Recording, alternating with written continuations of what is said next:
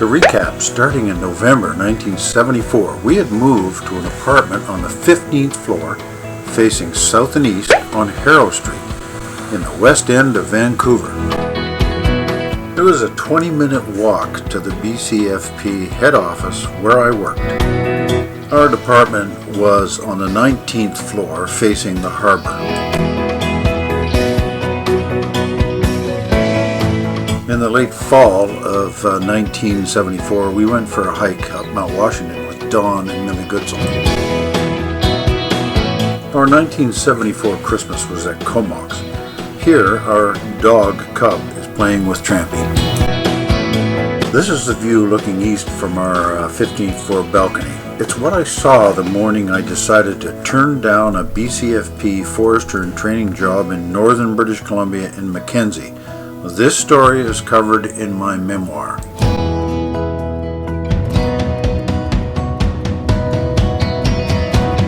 This is Patricia enjoying the wonderful view we had from our balcony.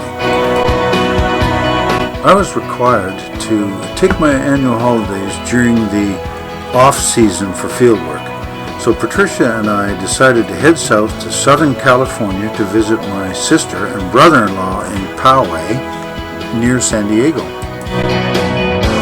These are some random photos of our holiday. I have made a separate movie that covers the holiday itself.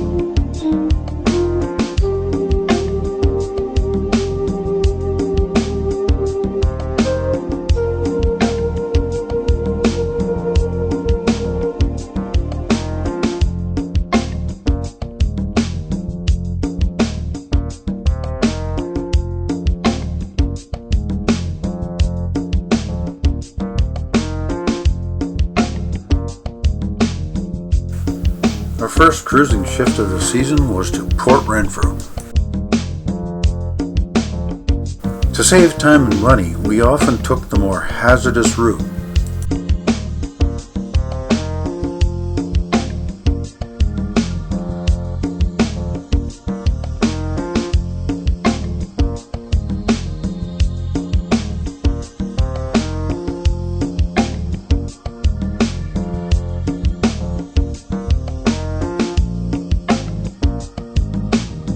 It was great getting back out into the bush again, and it's why I like this job.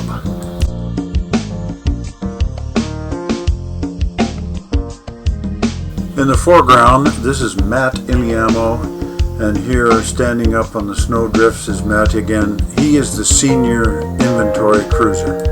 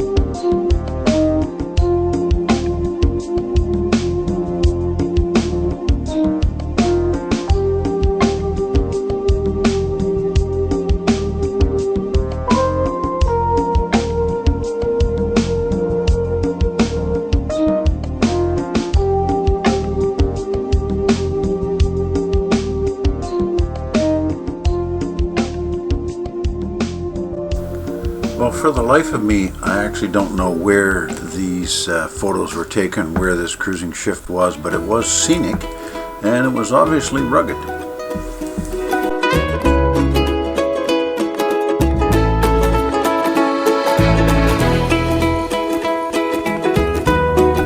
In July, I flew from Vancouver to Campbell River for an overnighter at the Haida Inn, which is now called the Harborside Inn. The plan was that the next day I would fly out via float plane to I don't recall where. That night, the Haida Inn had a major fire and I was trapped in my room until firefighters' ladder assisted my escape. The event was extremely traumatic and it bothers me to this day regarding fire safety. The complete story is written in my memoir. No doubt, the best adventure and the hardest work was the Night Inlet Fly Camp. 2 weeks during extreme fire raiding, camping with the grizzly bears on the Klina River. We float planed from Vancouver into Night Inlet, and then we helicoptered our gear and our crew into the camp location. Each morning we had to cross the tributary streams of the Klina River using felled cottonwood trees. And then we had to walk over beaver dams to get to the west side of the valley. We would do timber inventory and terrain mapping of the entire west side of the mountain up to an elevation of 5,000 feet. On these boulder slopes, I have some fantastic photos of the views that we experienced near 5,000 foot elevation.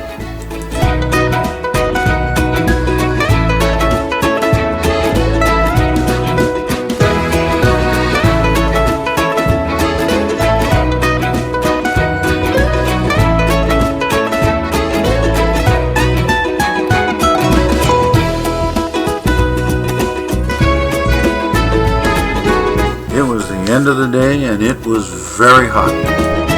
We built a wonderful camp with all the luxuries.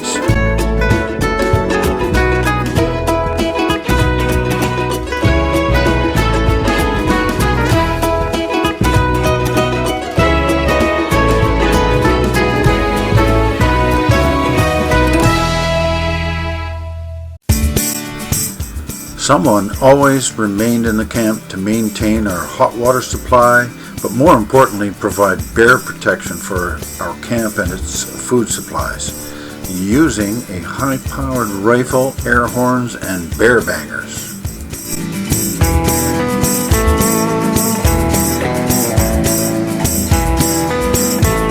Some braved the ice-cold Klina or tributaries of the Klina River.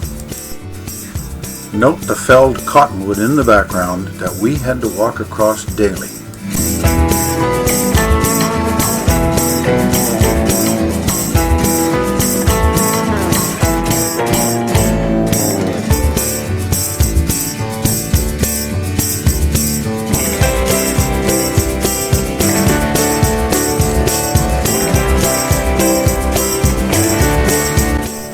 Okay, now back to those Taylor slopes that I talked about earlier. I actually identified the exact boulders that we took the photos on.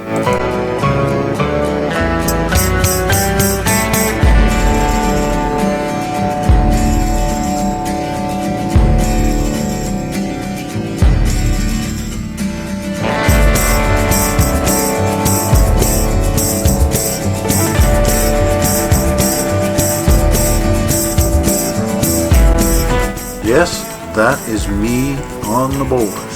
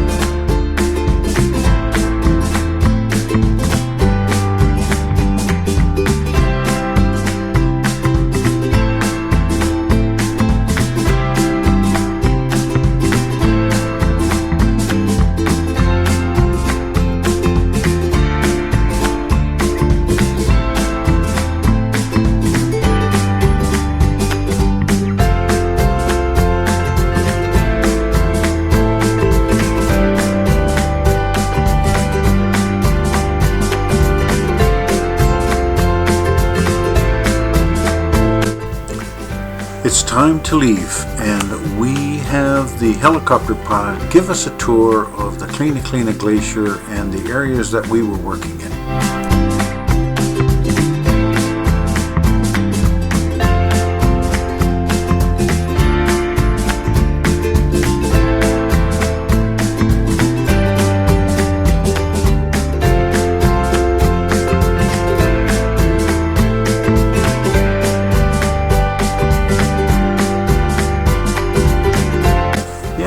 Back in camp, I find myself with a grizzly between me and safe ground.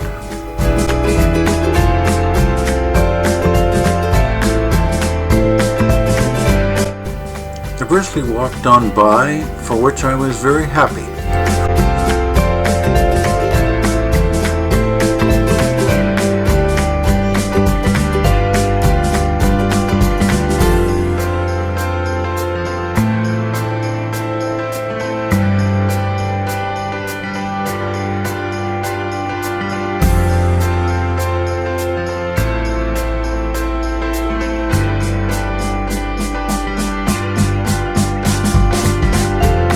On a separate trip, me and another assistant were dropped off at a high elevation sphagnum bog and later picked up at a different location.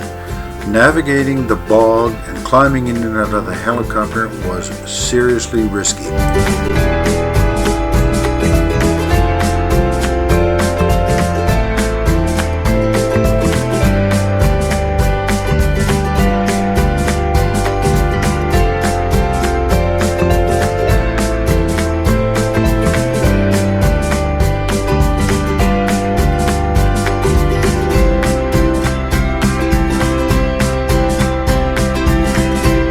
Here are the original cruising maps that I was using while on the job at Night Inlet.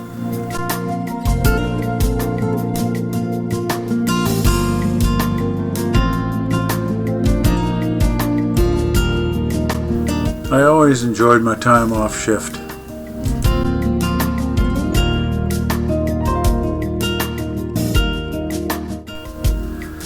Now, after a little relaxing in Vancouver, my time again is spent back up in Nikite, where we do some high elevation timber cruising in the snow.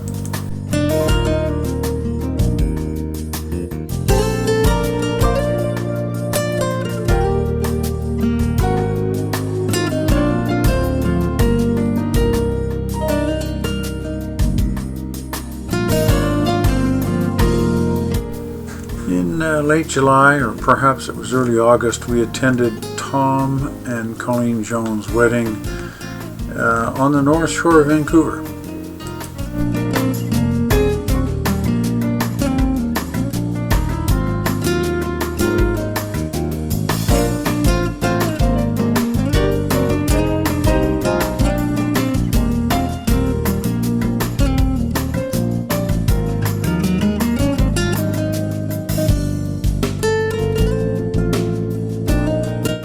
Well, in August, I finally had enough money saved up that I could afford to buy a brand new 35mm slide camera.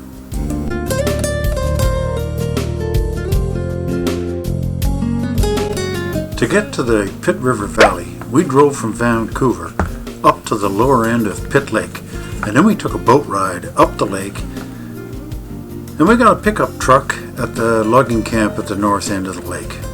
Our work site was 15 miles up the valley from the camp.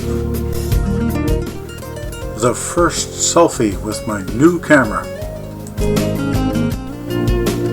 Here is a view across the valley, and in the background it's Mamquam Mountain, but on the left it's Buckland Peak.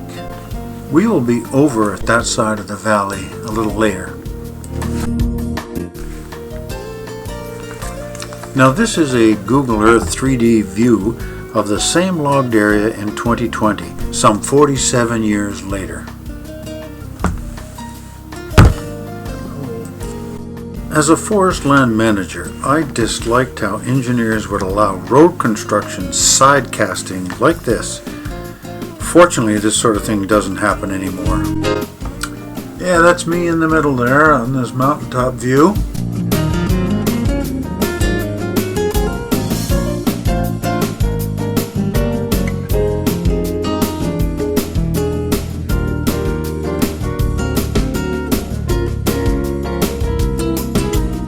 Yeah, this is Al Staley, an American working for our company for a while.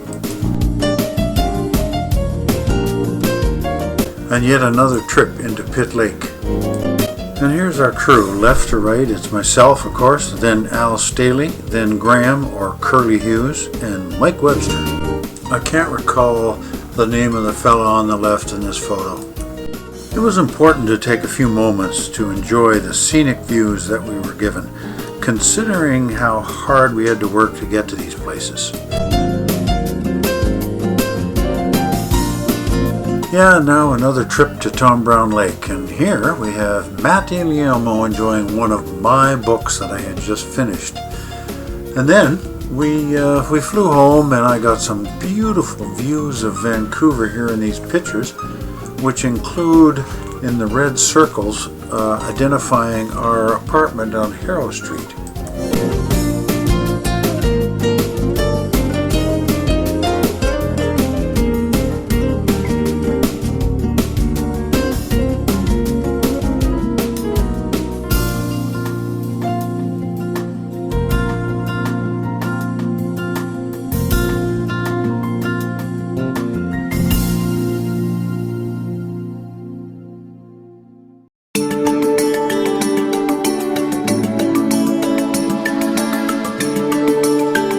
We are finally having some summer fun with the family here at Comox Lake.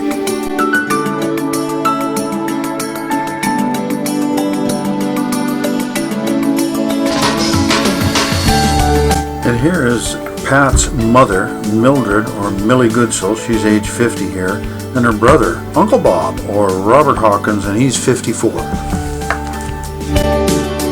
And here, Patricia's father, Robert Donald, or Don Goodsell, and he's 56 here in this photo.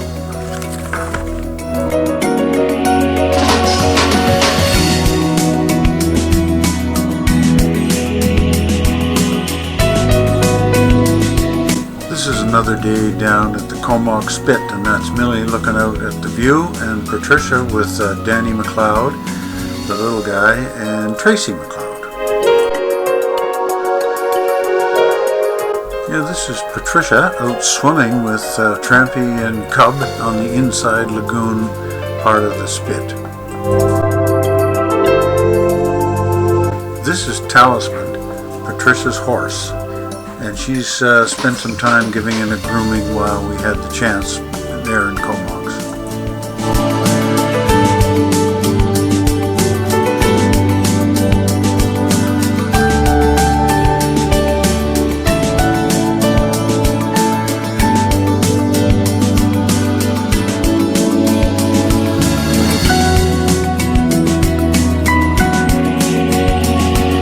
Here are Tony, Wendy, and a friend. This is, I think, the day before the wedding.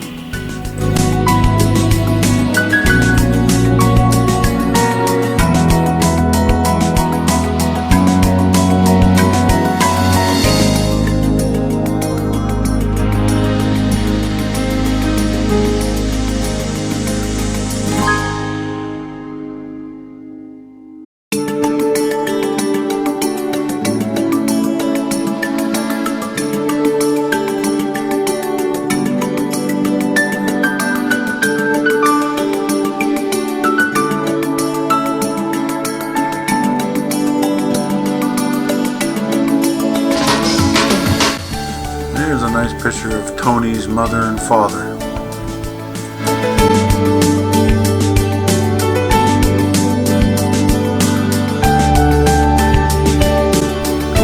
Here's a photo of the entire wedding party.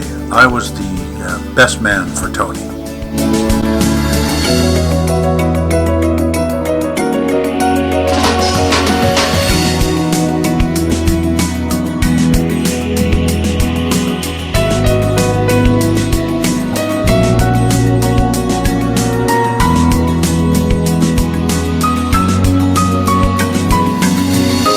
Here are three UBC friends, John Moonen, Maurice, I think it was, and Frank Turek.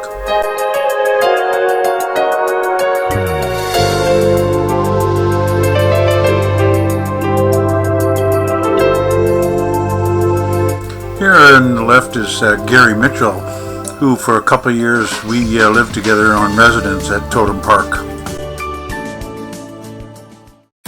One weekend in September I had the opportunity to go out and go fishing with Don Goodsell in his commercial trawler.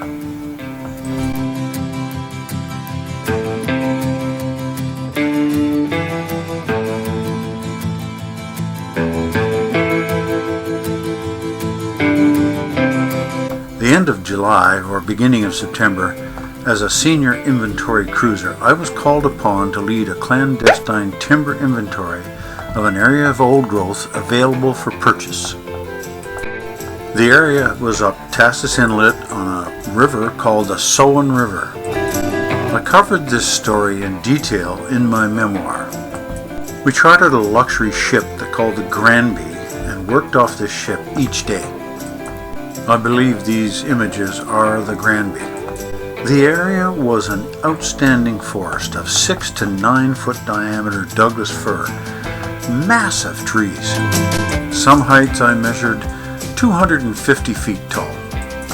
The understory had 3 foot diameter hemlock, also like 180 to 200 feet tall, and sword fern were also massive. In writing my inventory report, I said that this area should be a park, to which my bosses were annoyed, to say the least, and required me to rewrite my report, removing that reference.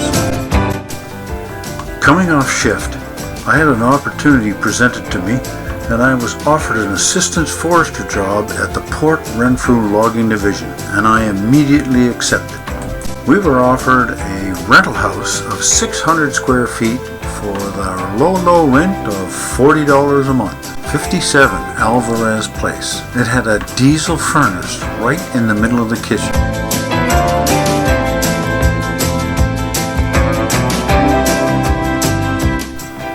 We picked up a cat, Sandy, who had a little guy, Scampy, that kept us company. We ended up having the diesel furnace removed, and they lifted the house, dug a basement, and put a proper furnace underneath. The area was just full of logging history. Here, an old logging train trestle. We were able to bring our dog Cub down from Comox and finally have the dog with us. We began making regular trips to Botany Bay here in these pictures and next door to Botanical Beach.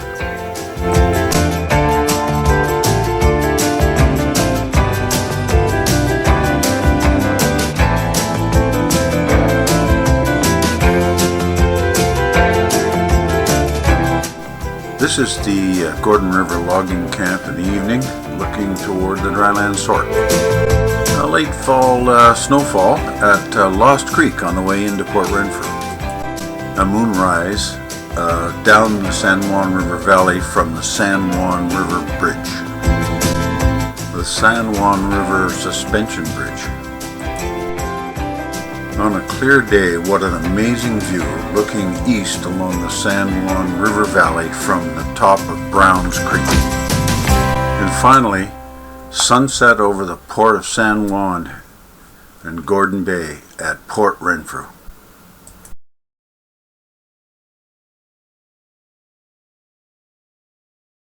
October in Comox saw Patricia's lifelong friend, born one day apart from Patricia, Susan Jessie, marry Tom Johnson.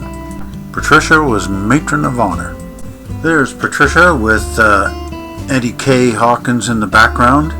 Eddie K. was Pat's mother, Millie, sister. And there's Dave Jessie, Susan's father. And facing is Bill Jessie, who's Dave's cousin.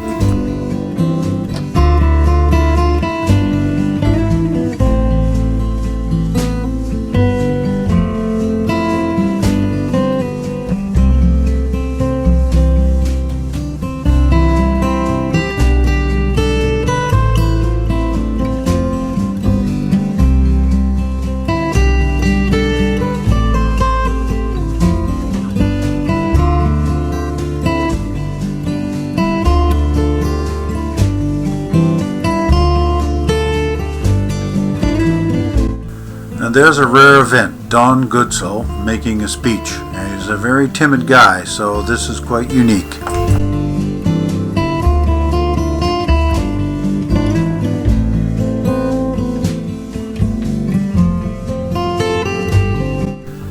And there is Patience Jesse, that's Susan's mother.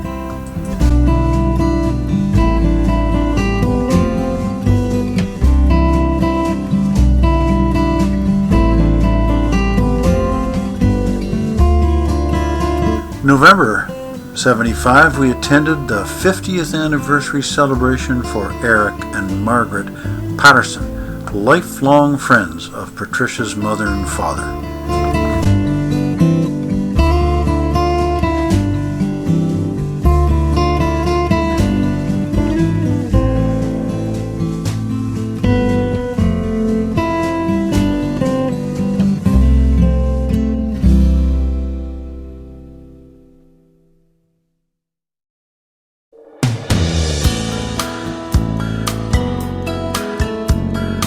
As the year comes to a close, we enjoy having a Christmas at Balmoral Road in Comox, and then later we head back home to Port Renfrew and enjoy a brief Christmas at home.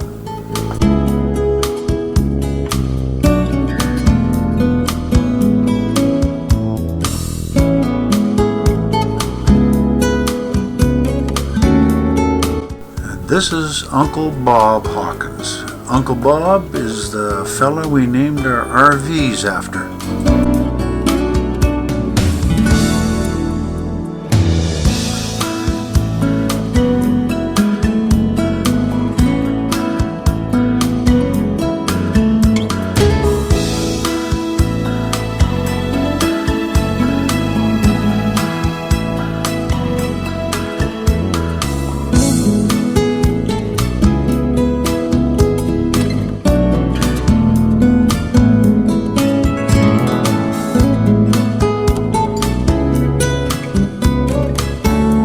This was our Christmas setup at Port Renfrew.